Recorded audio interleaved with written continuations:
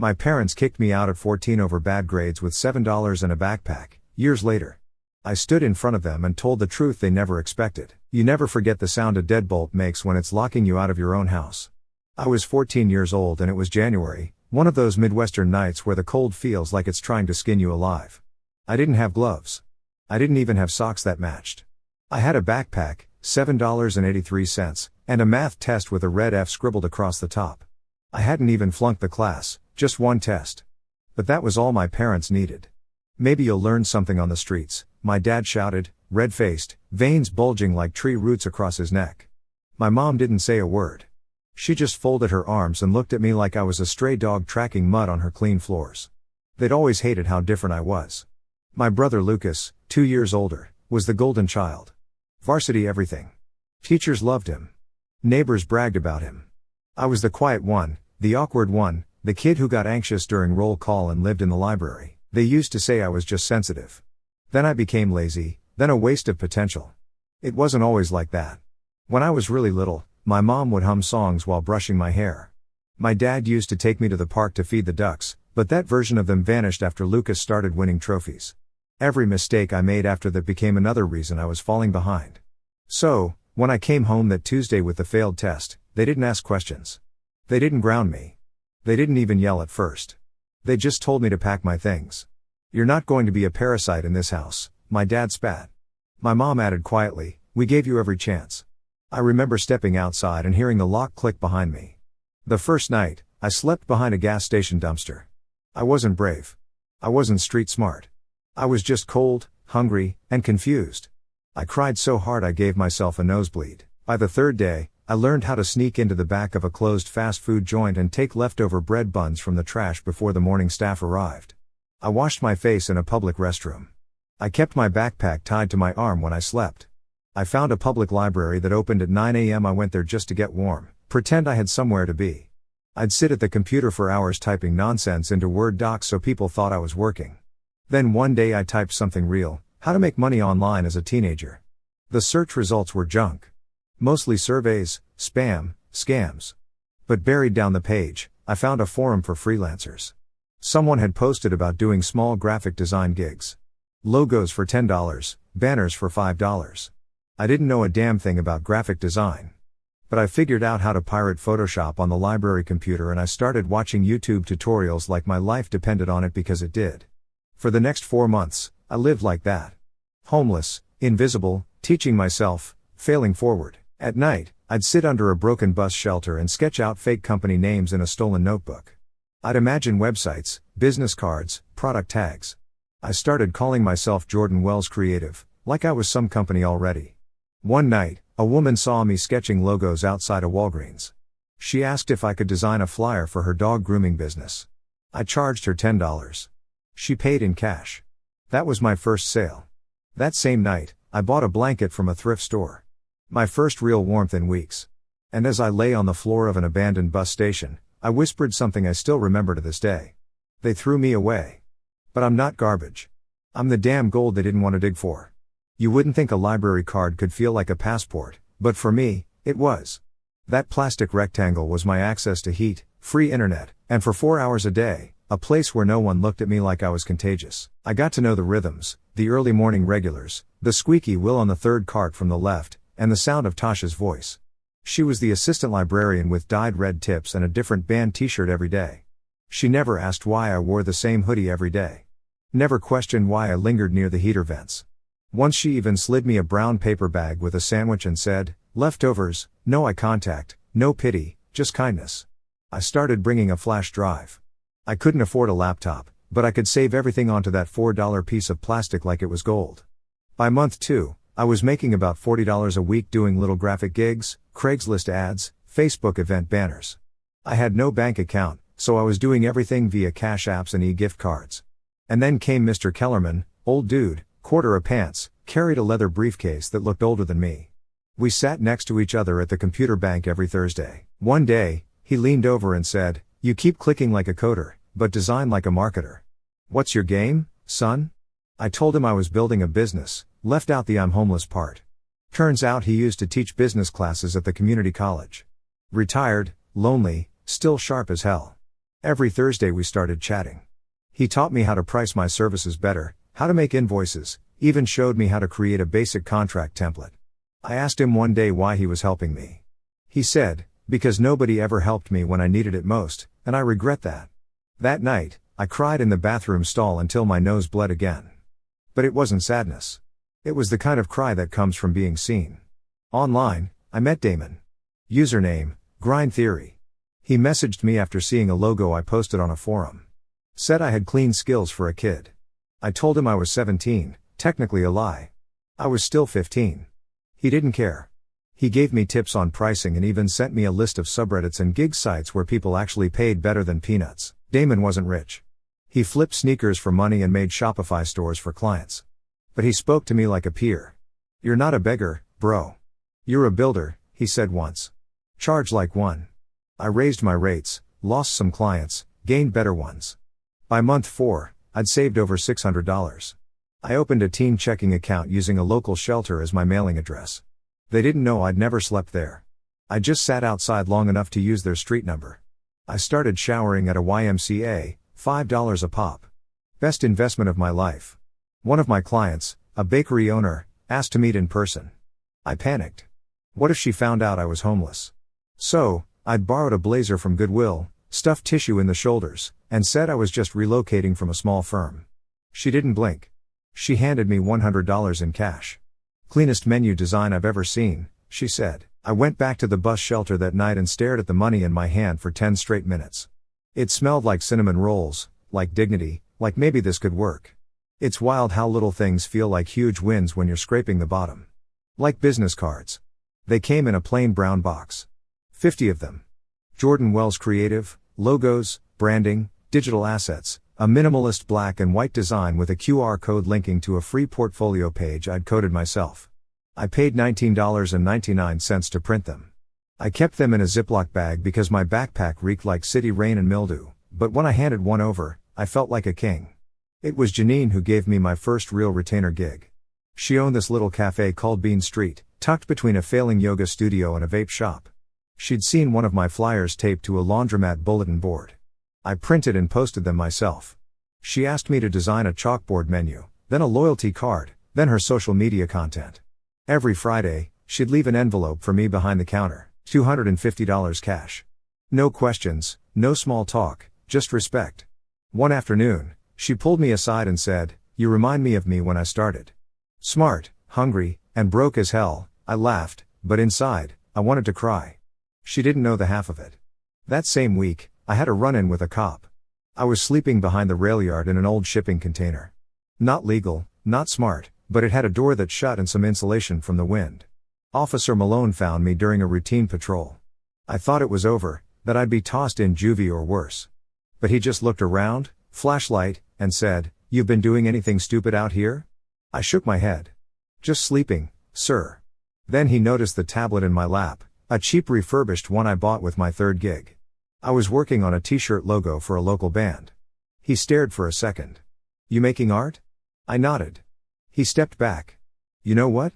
I didn't see anything. Just don't freeze to death, kid," and then he left. He didn't save me, but he didn't destroy me either. And sometimes that's enough. By month 7, things snowballed. I was charging $150 for logo packages. I learned how to run $5 Instagram ads that pulled in $200 gigs. I bought a second-hand Chromebook and started doing client calls from park benches using borrowed cafe Wi-Fi. I met Malik one night when I returned to the rail yard and found someone already inside my spot. We almost fought, but then we talked. He was 17, hustling custom sneakers out of his duffel bag. We ended up trading services. I designed his brand's logo and he gave me a nearly new pair of Jordans in return. He said, "You've got the rich kid face. People trust you. Use it." I didn't know how to feel about that, but he wasn't wrong. That November, I made $5,137.24. I still slept outside some nights, still hid my stuff in a busted vending machine shell near the train station. But for the first time, I wasn't just surviving. I was growing. I had clients across 5 states, a portfolio with over 60 completed jobs, a prepaid legal template for contracts, a savings balance that started with a 5. And I hadn't spoken to my parents in 284 days. Not that they ever called, but one day soon they would. And when they did, I wanted to be ready. Not with rage, not with begging, with results. Because the next time someone said, "You'll never make it," I just point to my work and let that speak louder than anything they ever screamed at me.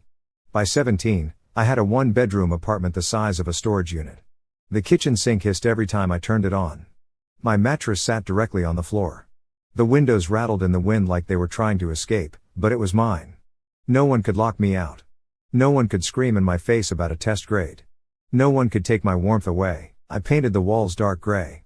Bought LED strips off Amazon, mounted my logo and vinyl letters over my desk, Wells Studio. I had rebranded. And I wasn't just making logos anymore. I was building brands for startups, coaching other freelancers. I had 6 retainer clients, a stack of invoices, and a monthly income that looked surreal for a kid who once stole saltines from a gas station. And then one day, while checking email, I saw her name. Subject, "So proud of you." It was my mother. Not a letter, not an apology, not even a phone call, just a message on LinkedIn. "Jordan, wow, you've really grown. I was just showing your website to my friend from book club. We're all so impressed with what you've built. Dad says, hi, hope you're doing well." That was it. No mention of the night they threw me out. No, sorry for forcing you onto the streets. Just PR messaging like I was a stock they wanted to buy back into. I didn't respond. 2 days later, she followed up. "We were thinking of doing a family dinner next weekend. Lucas is in town. It would be great to see you. Let me know." Lucas, the golden boy, the one they sacrificed me for. I googled him. He was working in marketing. Had 1,000 connections, a half-smile profile picture, and a girlfriend named Kate. Of course. I clicked around, then typed something else into the search bar, professional confrontation tips. How to keep composure. Because suddenly I knew exactly what I wanted. I said yes to dinner. Not because I wanted to reconnect, but because I wanted to remember.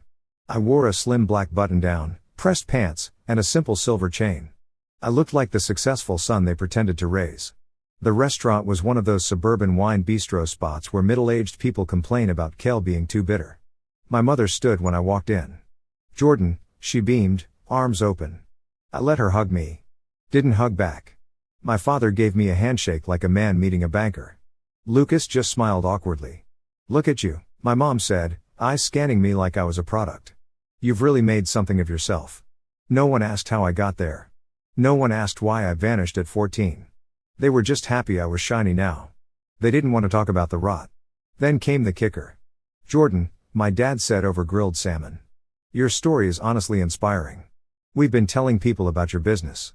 Everyone's so impressed and we'd love if you spoke at the community center next month. You know, as a local success story." My fork paused. "You've been telling people." "Of course," my mom said. "You're part of our family legacy." Family legacy. I almost laughed, but I didn't. I sat up straighter. "I'd be happy to speak," I said calmly, "as long as I get to tell the full story. About how I was kicked out at 14. How I survived in abandoned buildings. How I built this business with no help. Should I bring photos?" The silence was so sharp, you could have buttered it. My mom's smile melted like wax. My dad cleared his throat. Lucas looked down at his glass. "We don't need to dwell on the past," my mom said. "No," I said, "but I do." The flyer said, "From homeless to CEO, a local young man's inspiring journey." They put my face on it like I was some self-made Disney prince. As if I'd been forged in a warm, loving family who just believed in me, as if I hadn't eaten half a Pop-Tart from a trash bin the night before my first paid design gig. They slapped my logo in the bottom corner like I was a product they were endorsing. They didn't ask. They just assumed because that's what they do. Assume they're always the heroes. Assume I'll play along. I didn't correct the flyer because they wanted a speech. Oh, I'd give them one. The event was at the local community center gym. The same one I wasn't allowed to go to for birthday parties because my parents couldn't trust me to behave. Funny how trust comes rushing back when there's applause on the table. Rows of folding chairs, a cheap podium, tables of cookies, lemonade, and people who hadn't seen me since I had braces and a stutter. My mom wore pearls, real ones. I think my dad had on his tucked-in plaid like he was accepting a farmer's grant. Lucas wore a Patagonia vest and filmed everything like he was directing a documentary. When they called me up, my mom clapped first.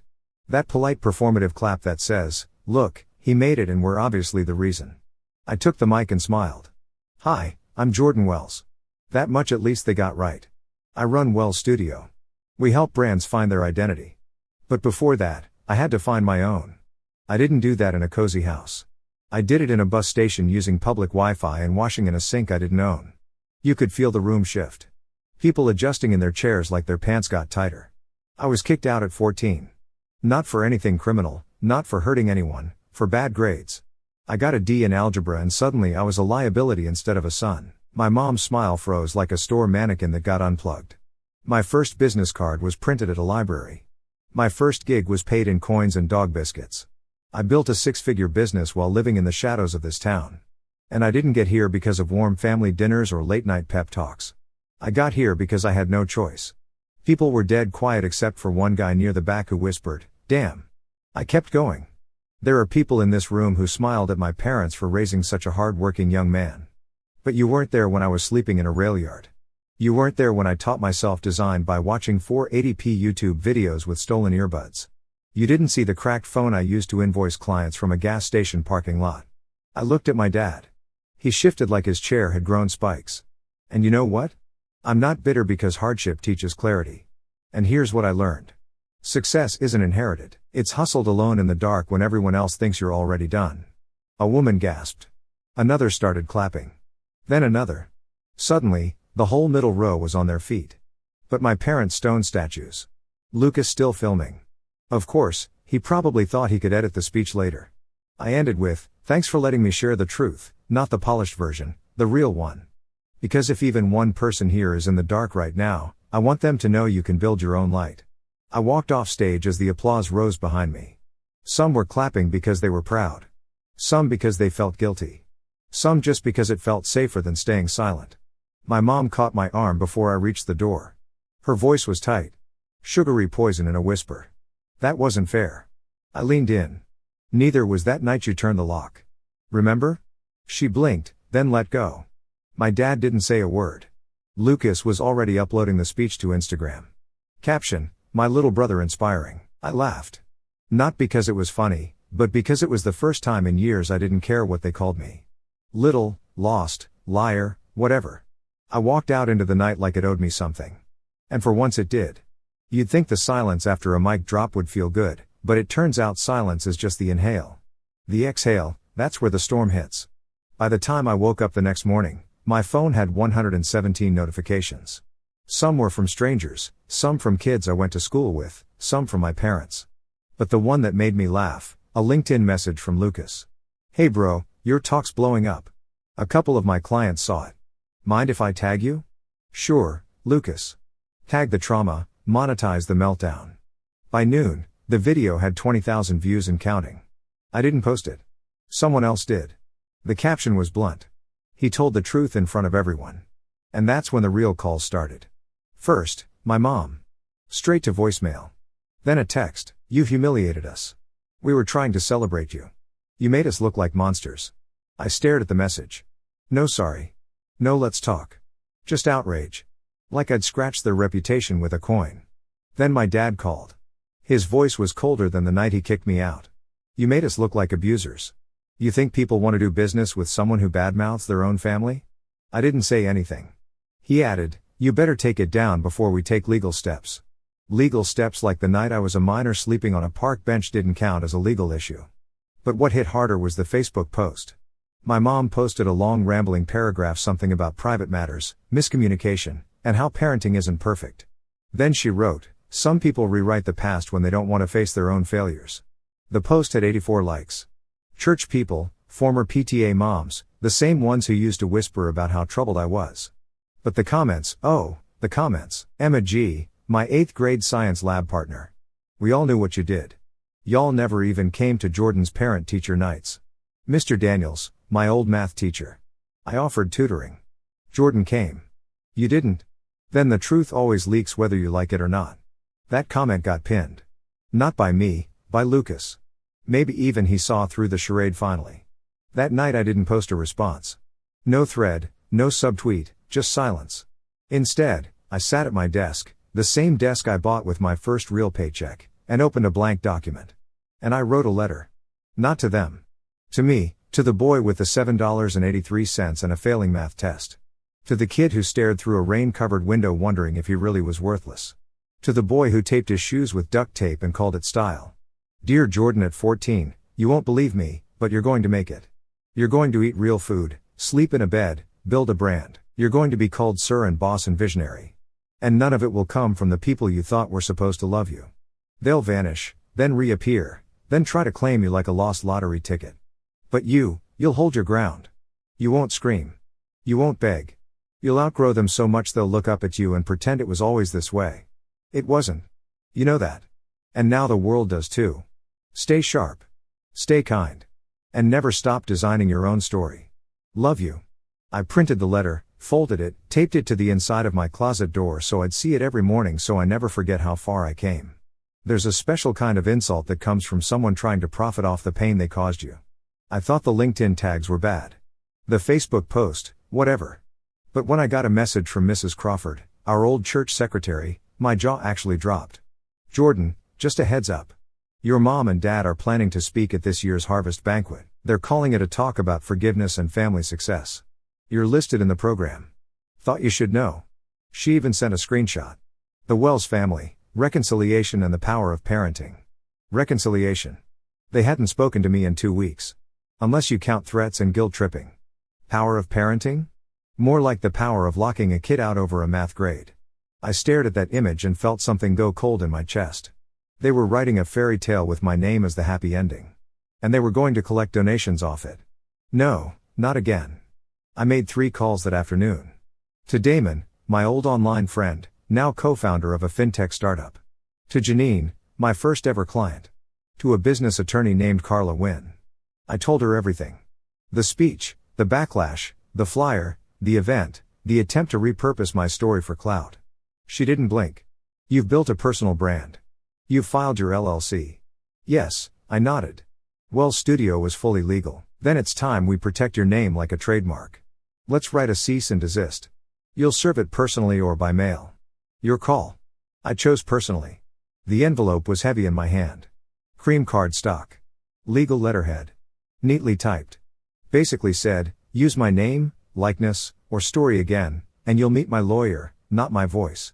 But before I sent it, I drove to their house. The one I used to call home. The one I was locked out of at 14. It still looked the same. Same garden gnomes. Same cracked driveway. Same sense of being uninvited. My dad opened the door. He looked older, smaller. My mom appeared behind him, arms crossed like a defense attorney in a soap opera.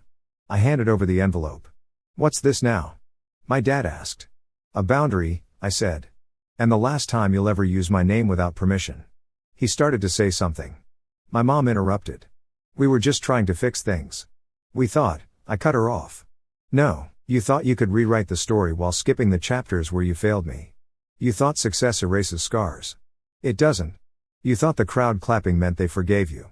They didn't. I'm not your redemption arc. She opened the letter, skimmed it. Her face changed. You're threatening your own family. I took a breath.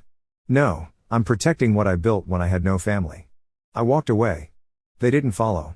They didn't yell. They didn't slam the door. They just stood there. And that silence, it didn't hurt anymore. It felt like freedom. That night, I posted a single tweet. Your story is yours. Guard it like it's sacred because to someone else, it's just content. It went viral again. But this time, I didn't feel exposed. I felt insulated because now no one could take it from me. Not legally, not emotionally, not ever again. It's strange how peace doesn't arrive with fireworks. No dramatic music. No final boss fight. It's quiet like waking up and realizing you're no longer angry. Just done. I signed the lease to my first real studio on a rainy Tuesday. 1,200 square feet of exposed brick, dusty windows, and possibility. Wells Studio, now with a front door I owned. I hired 2 interns. Both were 17. One had dropped out. The other lived with her grandmother and coded websites between shifts at a donut shop. I didn't care about resumes. I cared about hunger. I recognized that look in their eyes, the mix of fear and fire, the same one I used to see every time I passed my reflection in a gas station window. I didn't hear from my parents again. Not after the cease and desist. Not after the fundraiser got canceled. Not after the whispers started floating around church groups and neighborhood watch meetings. Apparently, I had changed, became cold, lost my sense of family. No, I found it. Just not in them. That winter, I did something they never saw coming. I launched the 14 Project. A scholarship. Small at first, $500 grants for teens kicked out, abandoned, or overlooked. No GPA requirements. No essays about how you overcame, just one question. What do you want to build and why? The first recipient was a 15-year-old girl named Sammy. She wanted to start a pet photography business. She reminded me of myself. Awkward, brilliant, undervalued. I gave her $500 and a used Nikon. 2 months later, she had 40 bookings. 3 months later, she had a logo designed by Well Studio. I started speaking again, but not for crowds of people who used to ignore me. Not for galas or fundraisers or stage lights. I spoke at shelters, at youth centers, at night classes where the kids sat slumped from working back-to-back shifts. My message was simple. You're not broken. You're just unfinished. Don't let people label you before you're even done becoming. Sometimes people cried. Sometimes they just nodded like, yeah, okay, maybe. But one time a boy waited until everyone left and said, "You said you slept behind a restaurant once. Which one?" I told him. He smiled. "I'm behind the Dunkin' by the bridge. Just for now." I reached into my pocket and gave him a business card. "Not for work," I said. "For proof that you're not staying there forever. I don't keep old photos from my childhood. There weren't many to begin with. But I do keep one thing. That first business card, Ziploc bag, wrinkled corner, typo in the email. It reminds me that nothing perfect ever starts perfect. It starts in pieces. And you either build with those pieces or let them bury you. I chose to build. And when people ask me now, do you ever miss them? Your parents? I smile because I know what they really mean. They mean, do you regret being honest?